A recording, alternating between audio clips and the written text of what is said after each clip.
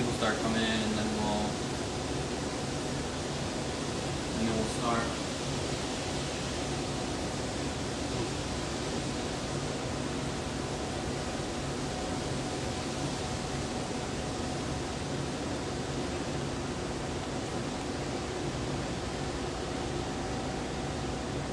Well, at least we'll have dinner after this. So we good.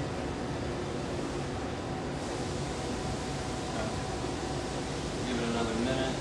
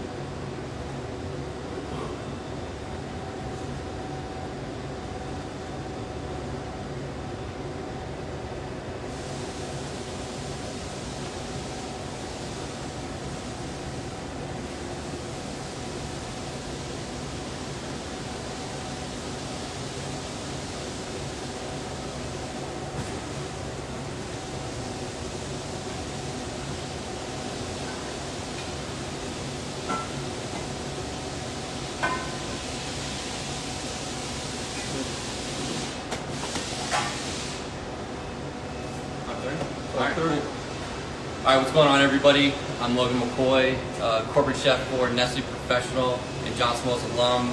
So today, I have the privilege of taking over the Johnson Wales Alumni Live for the Cook with Jaywu. And so today we have some of the inspirations that I've been looking at over the last couple months. And so it's Indian-ish. It's been watching the chef's tables and doing.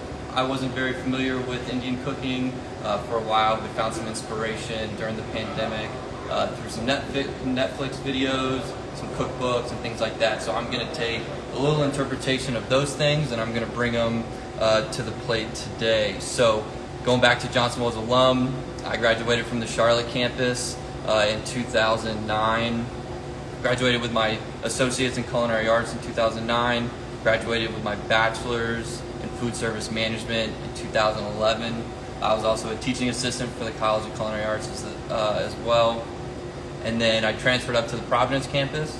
I did my master's degree while working as a management development program participant and graduated from there in 2013. So very happy to be here today. We're going to walk through just some of the key ingredients that we're going to be cooking today. Just to touch on some of the Indian inspiration. We're going to really talk about some of these beaten rice or flattened rice. We'll talk about that in a little bit. And then just some of the main ingredients that we're going to go through today. We really want to build flavors, and that's what we're really going to highlight today. And really this cooking technique reminds me very much of one of my favorite classes that I ever took, Traditional European, or Tech to some of the Johnson Wales Charlotte students and classmates of mine. So really what we're going to try to do is really build flavors, right? So in this dish we're going to level them in different levels, in different stages. And so the end product is something that's extremely flavorful and very delicious. So we're going to walk through those steps as well. And then, so that's going to be the po, that's going to be the flattened rice dish. Secondly, we're going to work on just a curried chicken, right? So we're going to sear some chicken, and then we're going to make a sauce of crushed tomatoes. We're going to use our Miner's masala concentrate, and so that's a paste. It's a concentrated paste that has a load of spices, warm spices, and tomato paste as well. So it's gonna be a nice little paste. We'll finish that off with some cream, and then we'll use to balance the acidity with the spices and the fattiness from the half and half with some of our vinegar that I'll show you a little later on. So just a little bit about my history with Johnson Wales. So I was not only a student, but I was also an employee. So for anybody that has any questions about whether prospective students or students that are currently on campus have any questions about either campus, don't be shy. Would love for this to be conversational between us and the audience, so just let us know. And then two very important people behind the camera today is Doug and Manny. Manny is going to be doing the videography, and they will also be relaying the questions that you have to me, and then they'll be, the support. So I'm sure they're going to make me laugh, which will be good. All right, so let's get right into it. So first and foremost, what we're going to do is we want to hydrate this flattened rice. So if you can take a look right here. So beaten rice or flattened rice is rice that has been cooked, rolled, and then dehydrated, right? And so really what's going to happen here is we're just going to take the very first step in the beginning, and we're going to go ahead and we're just going to hydrate it in a little bit of water just to get it going. So this is about 1.5 cups of flattened rice with water. Again, we're just going to mix this up, and then we're just going to let it set aside. And then before we add it into the pot, I'll bring it back so that you can take a look at what it looks like once it's hydrated, because it does puff up quite a bit. And what we're going to do with this is, because it's already cooked and flattened and then dehydrated, we don't have to really cook it a ton more. So really we're just going to add it in with the saute, and then just until it's hot, it'll be perfect. So here we go. So now we're just going to let that set to the side.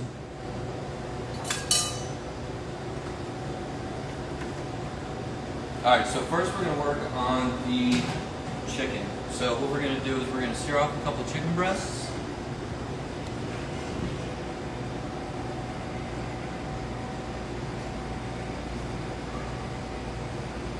Bring the bowl over.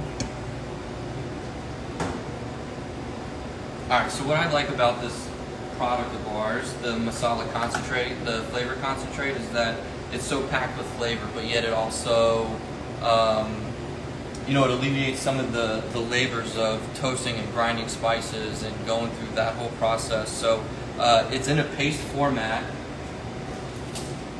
And what we're going to do is we're just going to add to a bowl, we're going to add in our crushed tomatoes.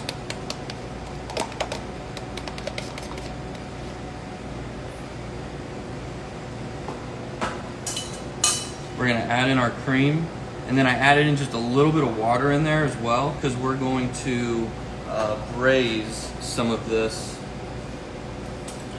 chicken breasts. So, and then we'll just add in a spoonful of the concentrate.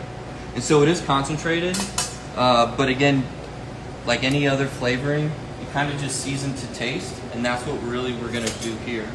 And then I'm just going to whisk this all together.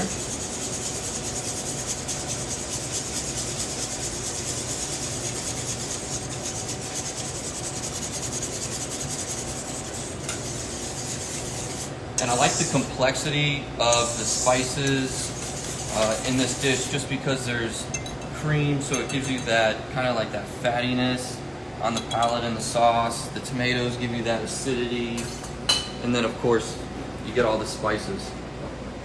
So we'll let that sit for a second, and then I'll bring over the chicken. So chicken breast.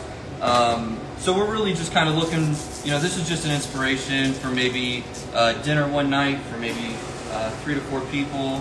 So we have 2 fairly large chicken breasts that we're going to season really generously with salt and black pepper. Logan, we have a question. Can you sub out coconut milk for the half and half? Absolutely. Coconut milk, a lot of dairy-free replacements have been extremely popular now. So you can go oat milk, rice milk, anything like that. Any of those would work just fine. All right, so we seasoned the chicken breast, salt and pepper, and then we're just gonna add in just a little bit of oil to the pan. And so I chose this pan with the deeper sides because, again, like I said, we're gonna add in the chicken and then sear them. Now they won't be fully cooked, but that's okay because we're gonna put them back on the sheet pan. We'll put the sauce in, we'll bring the sauce up to a simmer, put the chicken breast back in, cap it, and then we'll let that continue to cook. So we're gonna let this, I'm waiting for, so what I'm looking for in the oil is just for it to shimmer, just a touch. And that's how you know that it's hot enough.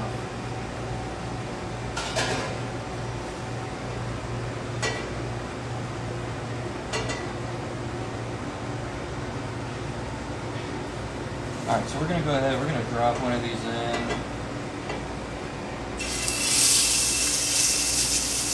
And that's the sound you want to hear. I hope that you all can hear that. That sizzle.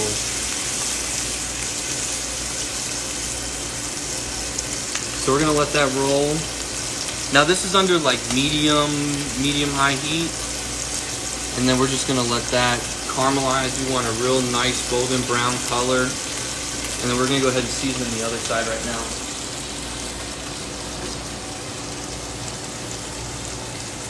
So where'd you get the inspiration for this dish?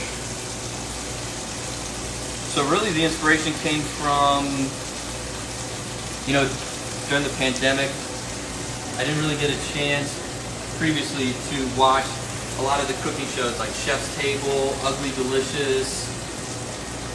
And so there were a couple episodes on Indian cuisine and I wasn't extremely familiar with it other than maybe the couple classes that we had in culinary school. And so this was a really nice opportunity for me to kind of get back into the kitchen, cook some things that I wasn't really used to, and yeah, it just kind of took a life on its own. So here we are.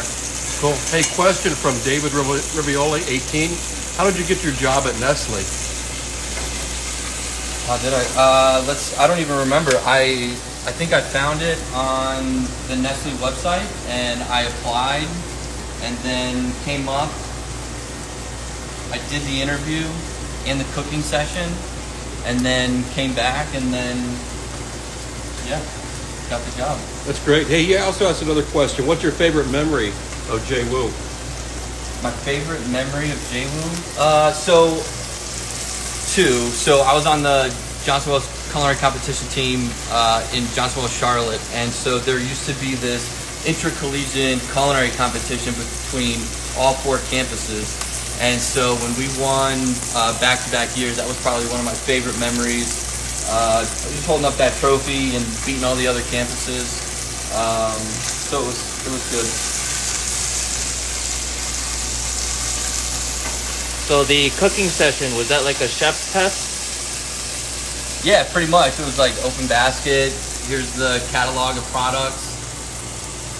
And then, I had to do my research. I had to figure out how to use the products in advance. I was already familiar with some of the bases just through some of the education through Johnson & Wales. We did have some bases just to show the breadth of the industry and how stocks and broths were made. So I was already a little familiar with the product, but had to do some research.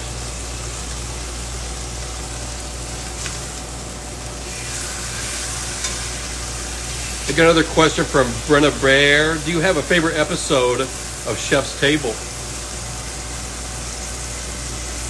That's a good question. Yeah, actually, so I've been watching the barbecue one, so now I'm obsessed with smoking meats and all the barbecue stuff now. So actually the second episode was with the Australian chef, and he cooks everything under wood fire. There's real no electricity in the kitchen other than, just what he cooks over the wood. So I thought that was incredibly inspiring, and just the fact that you have to have the intuition to understand how to, just work with the heat. it's amazing. So yeah, great question.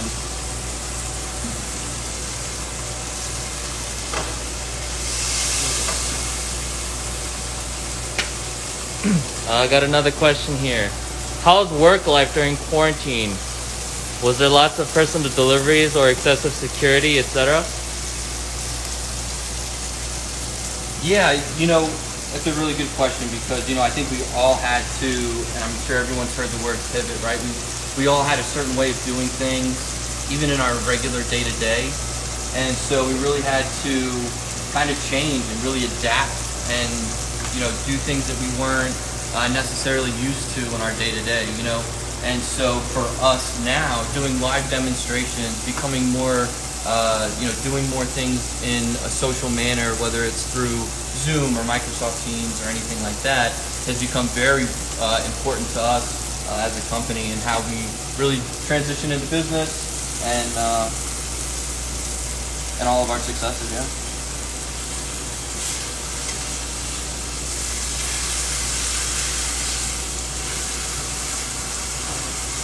All right, so we're gonna take these out.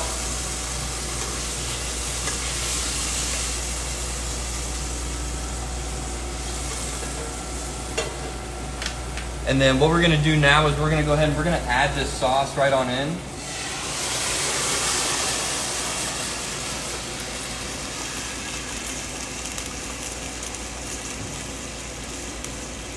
And then we're just gonna bring this up to a simmer.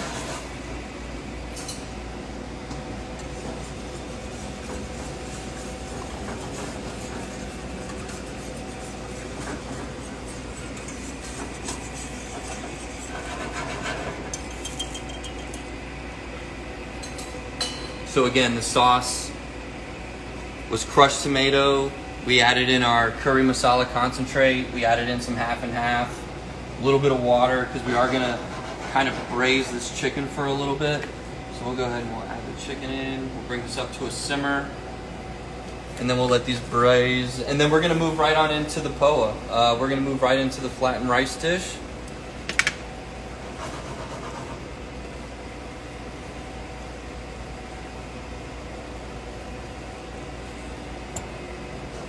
And then again, some of the major talking points that we're going to talk about in the POA is definitely going to be building flavor. That was one of the things that, the chef instructors really kind of emphasized going through culinary school was just building flavors and deliciousness through low and slow or high and fast heat. And so we're going to kind of do a little bit of both. Hey, David Rivioli has another question. It says, what's your specialty as a chef? Technique, cuisine, etc., or this dish? I would say technique as opposed to any dish.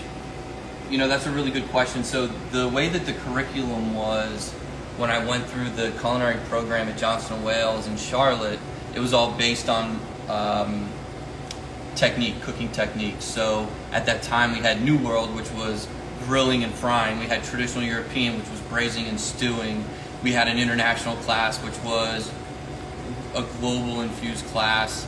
Classic French, we had fundamentals of food service, so that was more breakfast cookery and things like that. So I would definitely say that I'm more technique, and I think that it works for me in favor for me because it just allows me, if you know the technique, then you can cook across any platform, right?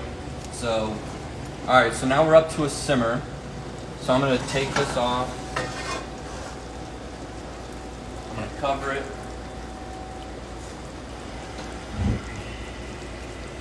And then we're just going to let this cook.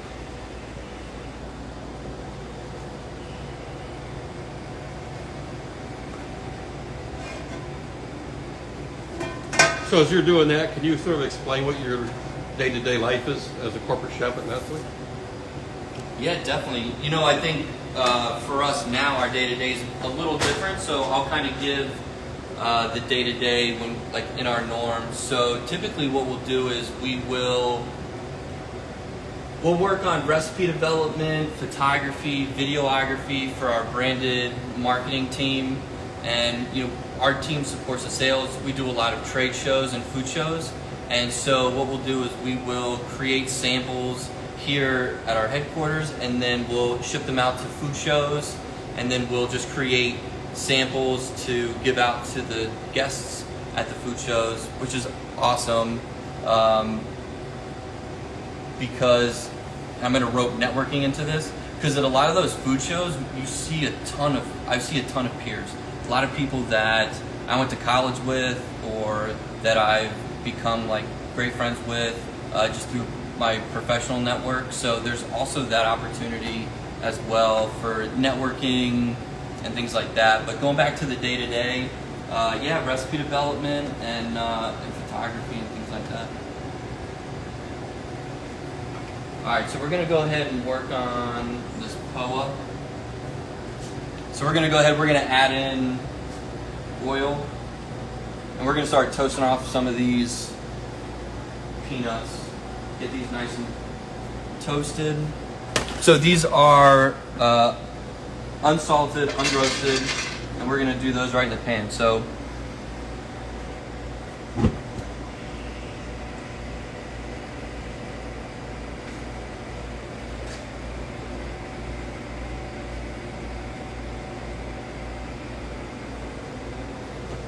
all right.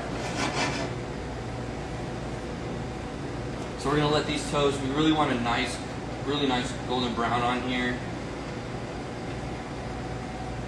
We'll check on this. Looking great, smelling great.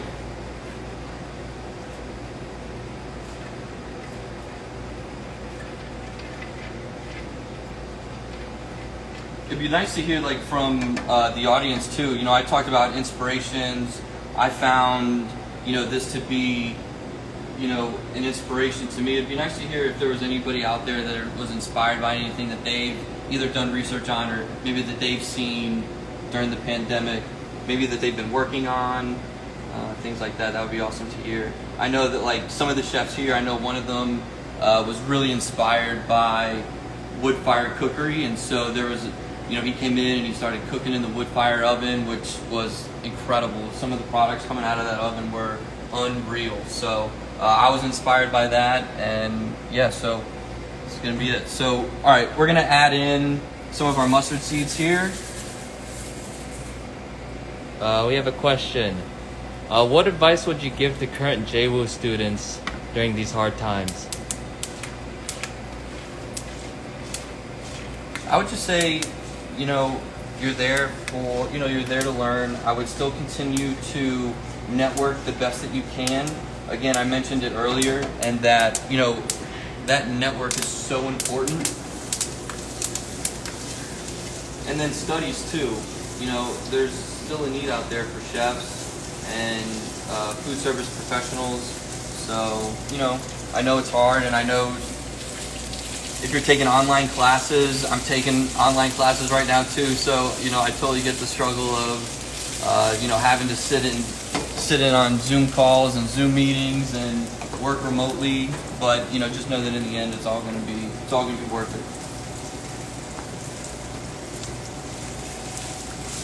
All right, so just to give you a quick little update on what we're working on here. So I added in the mustard seeds, I added in the peanuts. And so we just let those toast up just a little bit. As soon as the mustard seeds start to pop, just like that, that's when you want to kind of start adding in your other ingredients. So we're going to go ahead and add in our potatoes.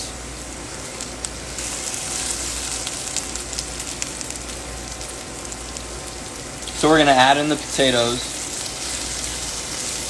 And then we're going to let these just cook a little bit, right? So I want these potatoes to really infuse the flavors of the peanuts and the mustard seeds. But at the same time too, because this is more of a saute, I really want those potatoes to really cook, right? So we're going to continue to just kind of saute these a little bit. We got another question. What changes are you seeing in this industry affecting the chef profession that are here to last? Here to last. Right here. Live videos. You know, we've already been working with, you know, some of our other counterparts and doing live videos, live demonstrations, trying to pivot. How do we figure out how to still continue to showcase our products and do that in a meaningful way through online? through videos, through live sessions, through discussion and things like that. So that's what I foresee staying for a while. All right, so now that we did that, What kind of potatoes are you using? Does it matter? so I'm using russets. You could use any potato that you'd like. I'm using russets. Fingerlings would be really good in this. Little creamer potatoes would be really good in this as well. So test around. We have a fun little question. What was your favorite show to binge watch during quarantine? My favorite show. Okay, so I'll give you one cooking and then one non-cooking. So Peaky Blinders. Oh no. What was the one? Sopranos. Had never seen it before. A lot of people were like, what? So I went ahead, I watched all the Sopranos in a couple months, and so, which was incredible. Watched that, so that was the non-culinary one of mine. And then culinary, I don't know, there's something about Chef's Table and the videography and just their storytelling that is just so next level. It's so descriptive. You almost feel like you are on the other side of the camera watching them wherever in the world that they are. So I would go Chef's Table. What inspired you to pursue culinary? Culinary? So this is a really funny story. So my dad told me at 15 and a half I needed to get a job. And so the only job that was available at the time was a busser job that was across the street. And so I took the job. One of the line cooks was out for the night, and they said, we need you to fry French fries. And I said, okay. So I got my first taste of the line when I was like 15 and a half. And then from there, I just I really didn't want to do anything else. We cooked, my family cooked all the time. I'm going to add these and then I'll get back to that. So I'm going to add in these red onions.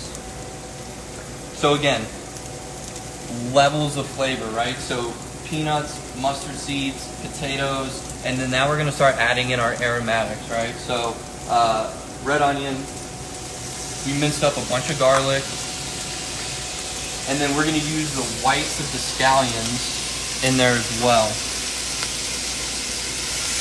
So now just getting back to that previous question, so once I figured out that I wanted to do culinary, I kind of went all in. My dad was very supportive and was just like, dude, if you're going to do it, do it. And so I enrolled in the Technical and Career Education Center in Virginia Beach, and I just kind of went all in. And, it's kind of taken a life of its own. And yeah, just here I am. So.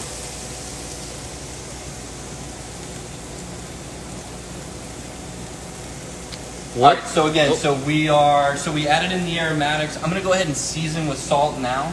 So I like to season as I go, and then we'll taste a little bit later on, and then we'll adjust. So just adding in some salt and black pepper at this stage, and then we're just going to continue to cook these aromatics just for a couple more minutes.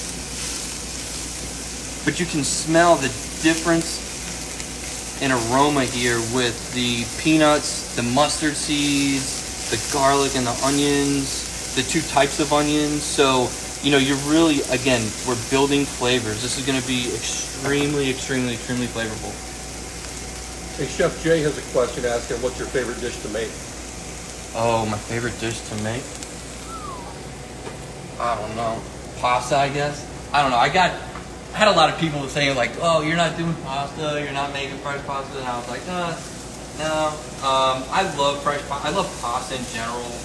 I think pasta is such an underrated vessel for anything. Flavor, any sauce, any shape, any place. It's me. I got it.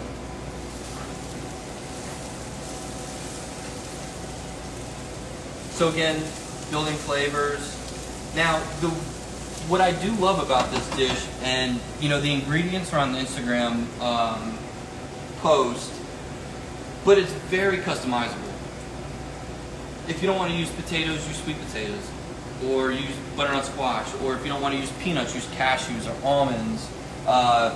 Be creative and kind of make it your own. Now, I would have had some type of capsaicin. So usually I would have added in maybe like some serranos, like mint serranos or something like that. But unfortunately, the last time we did a demo and we did that without the hoods on, I had the whole team like choking. So it was not good. It was a little funny, but yeah, it wasn't that good. So We got another question. Because everybody knows that when you graduate from culinary school, you're not considered a professional chef. At what moment in your life did you earn that title? I don't know if I ever have. I don't even know if I ever will. Really at the end of the day, I'm still a cook. I'm cooking, right? And I think that's really all it is. A title's just a title. Corporate chef is nice to have, but really at the end of the day, I'm just a cook. We're all cooks. So, and it's International Chef's Day. So there you go. Okay, so again, we had the really thin flattened rice earlier, and so this is what it looks like when it's hydrated. So it's nice, it's plump, and then we're just gonna add this right on in. We're gonna add this. We're gonna give this a stir, and then here's the third and final layer of flavor, right? So what we're gonna do is we are really gonna start adding in our scallions, and then we're just gonna wilt all this together.